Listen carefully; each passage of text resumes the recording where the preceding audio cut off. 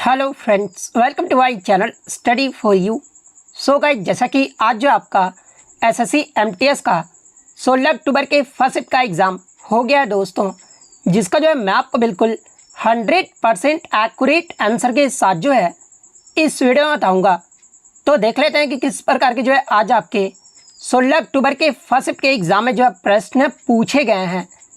उससे पहले एक बात और दोस्तों, कि जिन्होंने भी अगर चैनल को सब्सक्राइब नहीं किया है तो एसएससी एमटीएस एग्ज़ाम से रिलेटेड पल पल की अपडेट के लिए जो है चैनल को सब्सक्राइब ज़रूर कर दीजिएगा।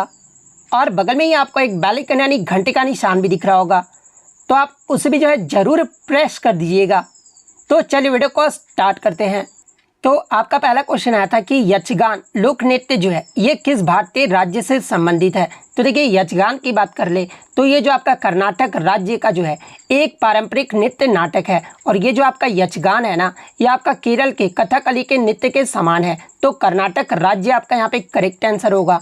नेक्स्ट क्वेश्चन आपका यहाँ पर आया था कि बैडमिंटन में, यहाँ पर बैडमिंटन ही आपका टेनिस से जो वो पूछा गया था कि टेनिस में जो लव शब्द का जो अर्थ है ना, ये क्या होता है। तो देखिए, टेनिस की बात कर ले या फिर बैडमिंटन में, दोनों ही आपका जो ये आपका लव जो टर्म है ना, ये आपका स्कोरिंग का जो वो आपका टर्म होता है, और इसमें लव शब्द का जो अर्थ होता है ना, ये आपका शून्य स्कोर के लिए जो वो आपका जो वो बोला जाता है। तो शून्य आपका यहाँ पे करेक्ट आंसर होगा। देखिए, एग्जाम्पल के तौर पे भी मैं आपको बता देता हूँ। सपोज कीजिए हम और आप जो है टेनिस खेल रहे हैं, और जब हमारा जब 0-0 का स्कोर होता था तो हम लोग क्या कहते हैं कि लव लव, इस तरह से हम लोग जो वो आप शब्द जो वो कहते हैं। और ये जो आपका लव लव जो शब्द होता है ना, ये आपका 0 पॉइंट को जो वो आपका डिनोट जो वो करता है, इसलिए 0 पॉइंट आपका यहाँ पे करेक्ट आंसर होगा। और देखिए, टेनिस में आपका एक लॉन टेनिस में आपका ड्यूस शब्द भी होता है, ठीक है, तो आपको ये ध्यान में रखना है। तो देखिए, ये जो आपका ड्यूस शब्द होता है ना, ये आपका जब आपका 40 स्कोर हो जाता है, दोनों का 40 स्कोर होता है, और अगला जब आप पॉइंट लोगे ना, तो ये आपका ड्यूस शब्द जो है इसे ही जो आपका कहा जाता है।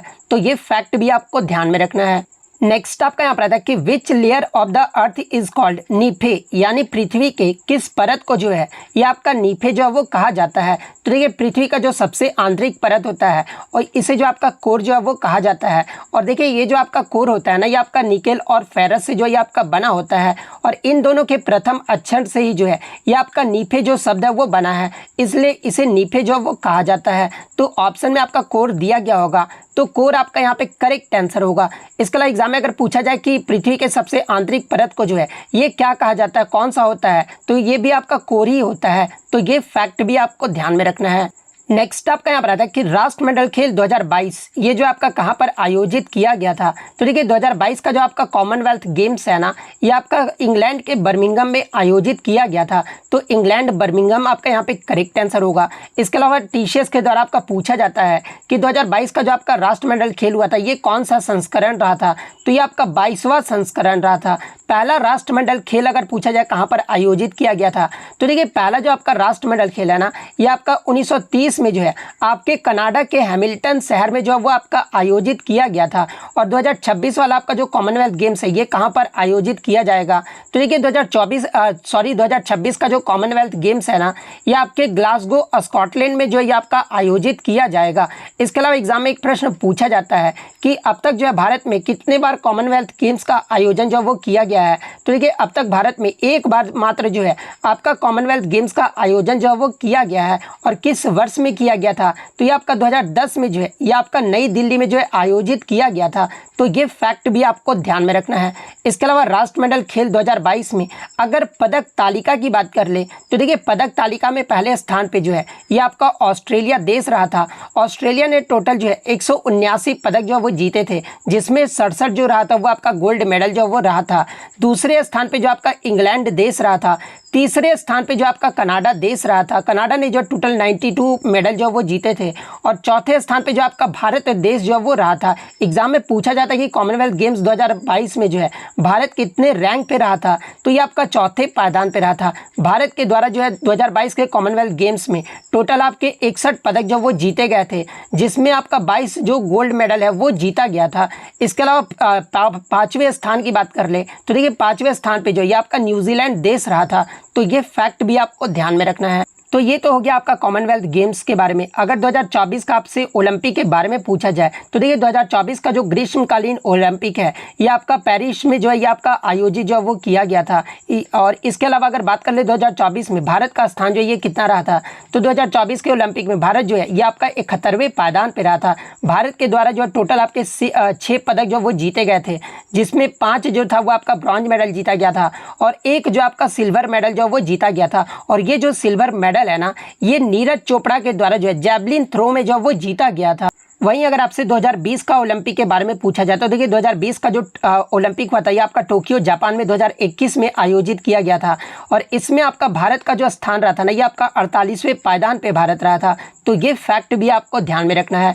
नेक्स्ट क्वेश्चन आपका रहा था कि आईने अकबरी किस फसल का जिक्र जो है इसमें नहीं किया गया है। तो देखिए आईने अकबरी जो पुस्तक है ये आपका अबुल फजल के द्वारा जो वो लिखा गया है और आईने अकबरी पुस्तक में जो है कृषि से संबंधित कई फसलों का उल्लेख जो है इस पुस्तक में जो वो किया गया है। और इसमें आपका कौन कौन से फसल का उल्लेख किया गया है, तो पहला आपका चना जो कि आपका उच्च प्रोटीन का स्रोत जो वो माना जाता है। दूसरा आपका मूंग का जो है उल्लेख किया गया है और मूंग जो ये आपका पोषण के लिए जो है महत्वपूर्ण जो वो माना जाता है। तीसरा जो फसल है ये आपका बेसन का उल्लेख जो है वो किया गया इस पुस्तक में और बेसन जो ये आपका चने से बना होता है और विभिन्न व्यंजनों में इसका उपयोग जो वो किया जाता है। इसके अलावा गन्ना का भी जो आपका इसमें जिक्र जो वो किया गया है और गन्ना जो ये आपका चीनी उत्पादन के लिए जो मुख्य फसल जो वो माना जाता है। इसके अलावा खरबूजा का भी जो आपका इसमें पुस्तक में जो आपका जिक्र किया गया है और खरबूजा जो है आपका फल के रूप में जो ये आपका लोकप्रिय है। तो इन पांचों में से आपका 3 तो ऑप्शन में दिया गया होगा। इसके अलावा जो चौथा ऑप्शन होगा ना, वो आपका यहाँ पे करेक्ट आंसर होगा, क्योंकि यहाँ पर पूछा गया था कि किसका जिक्र जो है वो आपका नहीं किया गया है। नेक्स्ट आपका यहाँ पर आया था कि भारतीय खनिज नीति की शुरुआत ये जो है किस वर्ष में हुआ था। तो देखिए भारतीय खनिज नीति की जो शुरुआत है ना, ये आपका वर्ष 1948 में हुआ था। तो 1948 आपका करेक्ट आंसर होगा। नेक्स्ट आपका क्वेश्चन आया था कि पहला भारतीय उपमहाद्वीप साम्राज्य ये जो है कौन सा है। तो देखिए पहला जो भारतीय उपमहाद्वीप जो साम्राज्य है ना, ये आपका मौर्य साम्राज्य है। तो मौर्य साम्राज्य आपका करेक्ट आंसर होगा। और मौर्य साम्राज्य की स्थापना ये जो है किसके द्वारा किया गया था, तो ये आपका चंद्रगुप्त मौर्य के द्वारा जो वो किया गया था। और चंद्रगुप्त मौर्य साम्राज्य से पहले ये जो आपका कौन सा वंश था, तो ये आपका नंद वंश था। और नंद वंश के अंतिम शासक धनानंद को पराजित कर जो है चंद्रगुप्त मौर्य ने मौर्य साम्राज्य की स्थापना जो वो किया था। तो ये फैक्ट भी आप ध्यान में रखिएगा। इसके अलावा एग्जाम में पूछा जाता है कि चंद्रगुप्त मौर्य के जो है उत्तराधिकारी कौन थे।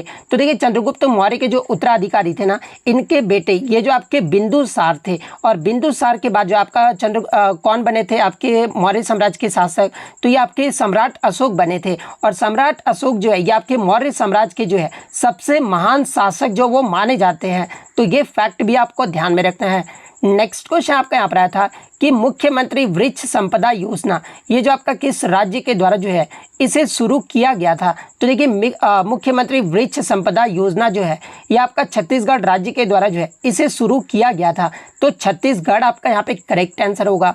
नेक्स्ट क्वेश्चन आपका यहाँ पर आया था कि on my body my mind my self ये जो है किसकी ऑटोबायोग्राफी है। तो देखिए on my body my mind my self ये जो आपका मोनिका सेलेस की जो है ऑटोबायोग्राफी है। तो मोनिका सेलेस आपका करेक्ट आंसर होगा।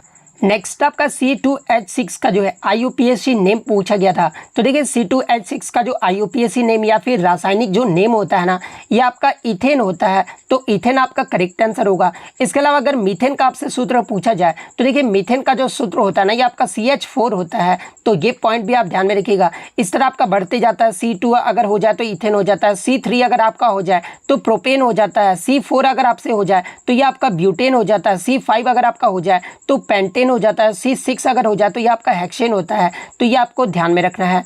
नेक्स्ट क्वेश्चन आपका यहाँ पर आता है कि फोर्ट विलियम जो है ये आपका किस राज्य में स्थित है। तो देखिए फोर्ट विलियम की बात कर ले तो ये जो आपका कोलकाता में स्थित है। और किस नदी के किनारे स्थित है अगर ये पूछा जाए तो देखिए ये जो आपका फोर्ट विलियम है ना, ये आपका कोलकाता की हुगली नदी के तट पर स्थित है। तो ये फैक्ट भी आपको ध्यान में रखना है। तो कलकत्ता आपका यहाँ पे करेक्ट आंसर होगा।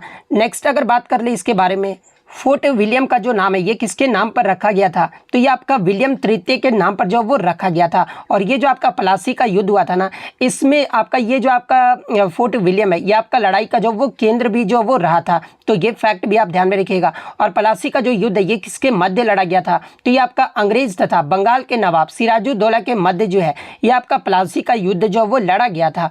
नेक्स्ट क्वेश्चन आपका यहाँ पर आता है कि पपुआ न्यू गिनी के अलावा नरेंद्र मोदी जी को जो है 2023 में किस देश का पुरस्कार जो वो दिया गया था।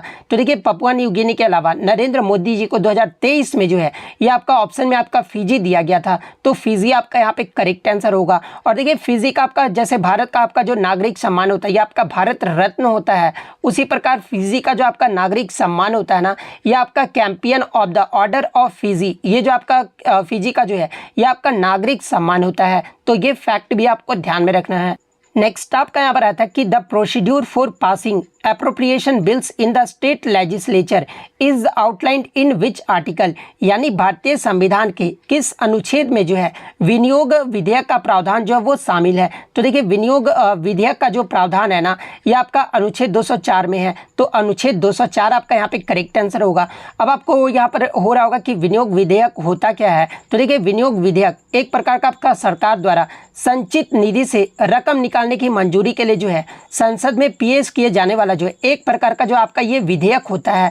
और ये जो आपका संचित निधि का जो गठन है इसका जो प्रावधान है ये किस अनुच्छेद में किया गया है। तो देखिए भारत के संचित निधि गठित करने का जो प्रावधान है ना ये आपके संविधान के अनुच्छेद 261 के क्लोज 1 में जो वो किया गया है।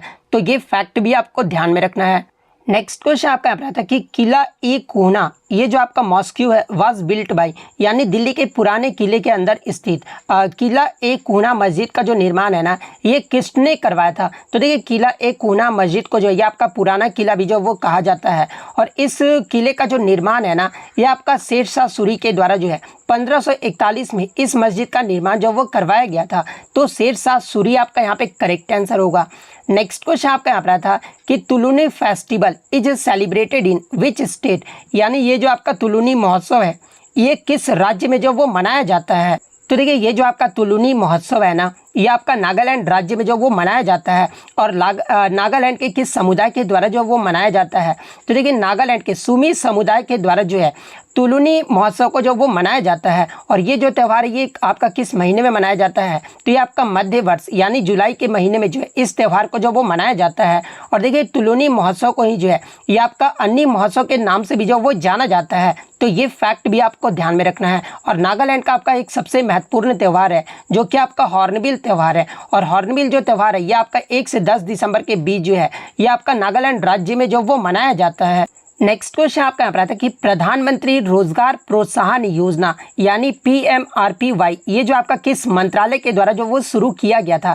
यहाँ पर मंत्रालय के बारे में जो वो पूछा गया था। तो देखिए प्रधानमंत्री रोजगार प्रोत्साहन योजना की बात कर ले तो देखिए ये जो योजना है ना ये आपके नियोक्ताओं को जो है रोजगार सृजन करने के लिए और प्रोत्साहित करने के लिए जो है ये आपका शुरू किया गया था। और इस योजना की जो शुरुआत है ना ये आपका 9 अगस्त 2016 को जो वो किया गया था। और देखिए इस योजना के तहत सरकार नियोक्ताओं के योगदान का जो है 8.33% जो वो देता है, और साथ ही साथ परिधान और मेडअप क्षेत्र में काम करने वाले नए कर्मचारियों को नियोक्ता के योगदान का जो है अतिरिक्त 3.67% भी जो है वो आपका दिया जाता है। और ये जो योजना यानी प्रधानमंत्री रोजगार प्रोत्साहन योजना ये जो आपका श्रम और रोजगार मंत्रालय के द्वारा जो है इस योजना को जो है ये आपका कार्यान्वित जो वो किया जा रहा है। तो श्रम और रोजगार मंत्रालय आपका यहाँ पे करेक्ट आंसर होगा।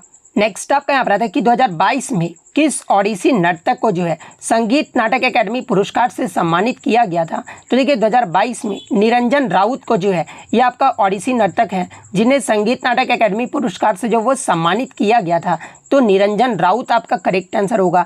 इसके अलावा 2023 की अगर बात कर ले तो देखिए 2023 में स्नेह प्रभा सामंत राय को जो है ये आपका ओडिसी के नृत्य के क्षेत्र में जो है इन्हें संगीत नाटक अकेडमी पुरस्कार से सम्मानित किया गया था। तो ये पॉइंट भी आप ध्यान में रखिएगा। इसके अलावा एग्जाम में यहाँ से एक प्रश्न आपका पूछा जाता है कि साल 2022 में जो है किस ओडिसी नर्तक को जो है ओडिसी नृत्य के क्षेत्र में महत्वपूर्ण योगदान के लिए जो है संगीत नाटक अकेडमी अमृत पुरस्कार से जो वो सम्मानित किया गया था। तो देखिए 2022 में ओडिसी नृत्य गोटीपुआ के क्षेत्र में जो है ये आपका महत्वपूर्ण योगदान के लिए गोविंद चंद्र पाल को जो है ये आपका संगीत नाटक अकेडमी अमृत पुरस्कार से जो वो सम्मानित किया गया था।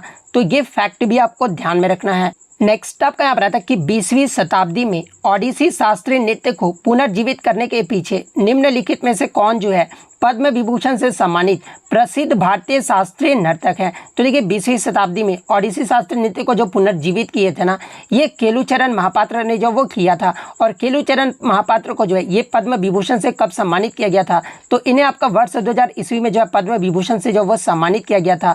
और ये जो आपके ओडिशा से पद्म विभूषण पाने वाले जो है ये आपके पहले व्यक्ति भी थे। तो केलुचरण महापात्र आपका करेक्ट आंसर होगा। नेक्स्ट क्वेश्चन आपका यहाँ पर आता है कि पंडित रविशंकर को जो है 4 बार किस अवार्ड से जो वो सम्मानित किया गया था? तो देखिए पंडित रविशंकर को ऐसे 5 बार तो आपका ग्रैमी अवार्ड से सम्मानित किया गया था, 4 बार अब तक कोई भी अवार्ड से सम्मानित नहीं किया जा चुका है। तो हो सकता है कि 5 बार या फिर 4 बार भी दिया गया होगा। तो ग्रैमी अवार्ड ही आपका यहाँ पे करेक्ट आंसर होगा। और पंडित रविशंकर जी को जो है पहला जो ग्रैमी अवार्ड है ये कब दिया गया था? तो ये आपका 1967-68 में जब वो दिया गया था। और किस लिए दिया गया था ये मैं सारा कुछ आपको पहले भी डिस्कस करा चुका हूँ। इसके अलावा अगर बात कर ले पंडित रविशंकर ये जो आपके किस वाद्यंत्र से संबंधित है? तो ये आपके सितार वाद्यंत्र से जो वो संबंधित है। और इन्हें वर्ष 2013 में जो है ग्रैमी के तरफ से लाइफ टाइम अचीवमेंट अवार्ड से भी जो वो सम्मानित किया गया था। तो ये फैक्ट भी आप ध्यान में रखिएगा। इसके अलावा वर्ष 2024 में जो है आपके भारत के 5 संगीतकारों को जो है आपका ग्रैमी अवार्ड से भी जो वो सम्मानित किया गया है, जिनमें अगर मुख्य नाम की बात कर ले तो जाकिर हुसैन और राकेश चौरसिया को जो है 2024 का ग्रैमी अवार्ड से जो वो सम्मानित किया गया था। इसके अलावा एग्जाम में एक प्रश्न यहाँ से पूछा जाता है कि भारत के पहले संगीतकार कौन है जिन्हें ग्रैमी अवार्ड से सम्मानित किया गया था? तो ये आपके पंडित रविशंकर ही हैं। तो ये पॉइंट भी आप ध्यान में रखिएगा। और पंडित रविशंकर जी को जो है भारत रत्न से कब सम्मानित किया गया था? तो इन्हें 1999 में जो है भारत रत्न से जो वो सम्मानित किया गया था। तो ये पॉइंट भी आप ध्यान में रखिएगा। नेक्स्ट अगर हम लोग इंग्लिश की बात कर ले तो इंग्लिश में जो आपका वैक्यूम का जो है करेक्ट स्पेलिंग जो वो पूछा गया था। तो देखिए वैक्यूम का जो आपका करेक्ट स्पेलिंग होता है ना, ये आपका VACWUM होता है। तो इस ऑप्शन पे जिन्होंने भी टिक किया होगा उनका यहाँ पे करेक्ट आंसर होगा। इसके अलावा अगर अन्य इंग्लिश की बात कर ले तो बच्चे द्वारा ये क्वेश्चन मुझे मिल पाया है, एम्पलीफाई, फ्लक्चुएट, इनडिफिनिट, इसका जो आपका एंटोनिम सिनोनिम पूछा गया था या फिर वोकैब पूछा गया था, ये बच्चे द्वारा क्लियर नहीं मिल पाया है। तो देखिए एम्पलीफाई, फ्लक्चुएट और आइडेंटिफाई, इनडिफिनिट का जो है आपका ये पूछा गया था इंग्लिश में। इसके अलावा वन वर्ड सब्स्टिट्यूशन में जो है आपका एटिक का जो वो पूछा गया था। ईडियम में बात कर ले तो ए बोल्ट फ्रॉम द ब्लू का जो ईडियम जो आपसे पूछा गया था। वहीं अगर क्लोज टेस्ट की बात कर ले तो ये जो आपका एडजेक्टिव के ऑर्डर रिलेटेड जो है आपका क्लोज टेस्ट जो वो आपका आया था एग्जाम में। इसके अलावा अगर नाउन और वर्ब का जो आपका एरर जो वो पूछा गया था। और आपका जो इंग्लिश का पेपर रहा था ओवरऑल इजी जो वो पेपर रहा था। इसके अलावा मैं आपको बता दूं कि इसके अलावा आपको कोई भी क्वेश्चन याद है जीके जीएस के या फिर इंग्लिश के तो आप कमेंट करके बता दीजिएगा, ताकि मैं जब ऑल शिफ्ट का वीडियो आपको प्रोवाइड करूं तो सारे क्वेश्चन को जो वो इंक्लूड कर लूं। तो अगर वीडियो अच्छी लगी हो तो वीडियो को जो है लाइक ज़रूर कर दीजिएगा। और अगर चैनल पर नया है तो चैनल को सब्सक्राइब ज़रूर कर दीजिएगा। तो मिलते हैं नेक्स्ट वीडियो में, तब तक thank you, all the best.